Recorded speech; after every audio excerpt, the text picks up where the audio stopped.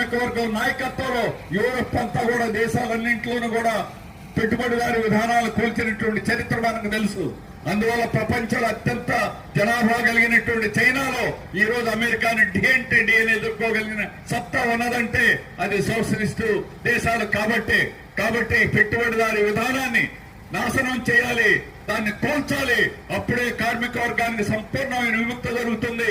అందరికీ ఉచిత విద్య, అందరికీ ఉచిత వైద్యం, అందరికీ పని హక్కు అనేటువంటిది చిన్న దేశమైన క్యూబాలో కూడా అమలు జరుగుతుందంటే అది సోషలిజం యొక్క గొప్పతనం, మానవత్వం యొక్క గొప్పతనం. దాన్ని కాపాడుకోవాలనేటువంటి ఆశయంతో దాన్ని సాధించేదానికి ఈ రోజు మేడే రోజున మనం ప్రతిజ్ఞ పూడాలని యావత్ కార్మిక వర్గం దాని కంకణదారులై పనిచేయాలని చెప్పేసి కోరుతూ మీ అందరికీ మేడే శుభాకాంక్షలు అందజేస్తూ నాకు అవకాశం ఇచ్చినందుకు ధన్యవాదాలు అర్పిస్తున్నాను. జిందాబాద్ మేడే